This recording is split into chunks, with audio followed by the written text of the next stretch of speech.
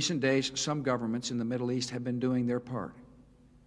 They have delivered public and private messages urging the dictator to leave Iraq so that disarmament can proceed peacefully. He has thus far refused. All the decades of deceit and cruelty have now reached an end. Saddam Hussein and his sons must leave Iraq within 48 hours. Their refusal to do so will result in military conflict, commenced at a time of our choosing. For their own safety, all foreign nationals, including journalists and inspectors, should leave Iraq immediately.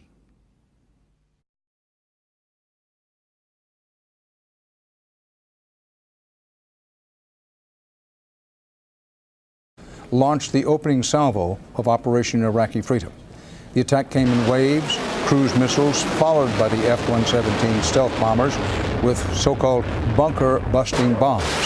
Their target, a bunker believed to be sheltering what are called top leaders of the Iraqi regime. Now, this is what it looked and sounded like in Baghdad. It was this short, and this is what happened.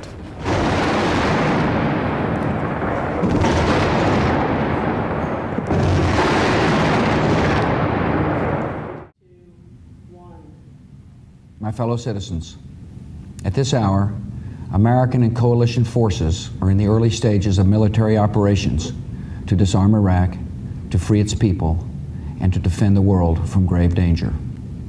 On my orders, coalition forces have begun striking selected targets of military importance to undermine Saddam Hussein's ability to wage war. These are opening stages of what will be a broad and concerted campaign.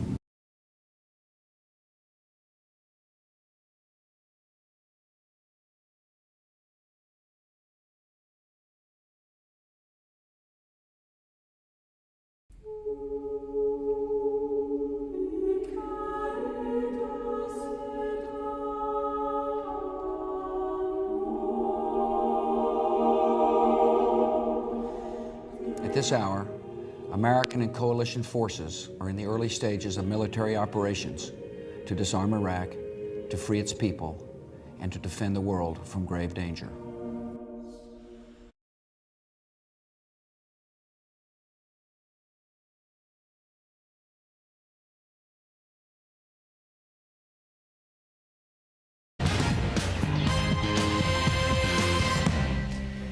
Hi, I'm Bill O'Reilly. Thanks for watching us tonight. The factor switches into war mode. That is the subject of this evening's Talking Points memo. According to all the military experts, the war is going well. Saddam's days are indeed numbered. But if you watch too much TV news coverage, your perspective can get warped. That's because, by its very nature, the news business focuses on the negative.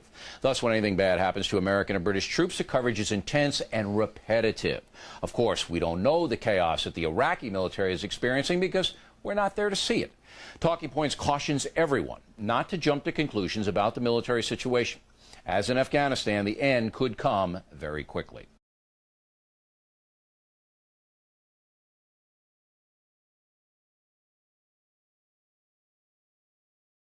This is the scene in central Baghdad.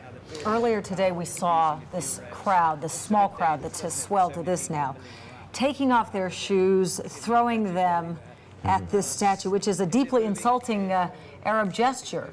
It looks like it might be coming down. Before they started taking it.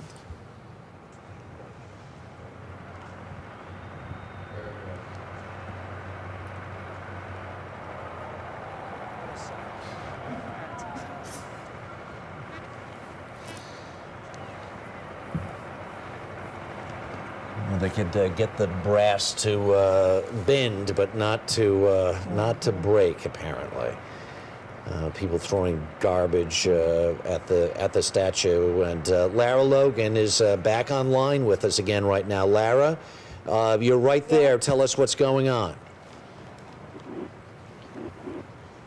Just in the last few moments, a U.S. Marine tank with a large chain has pulled the statue of Saddam Hussein down.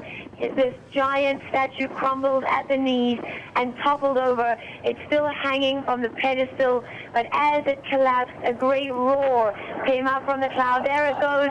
It has fallen down to the ground. It has come apart. The crowd is going mad, rushing towards it. They've been pelting it with stones. The Marines are trying to hold them back a little bit, but generally letting them run through and express their emotions.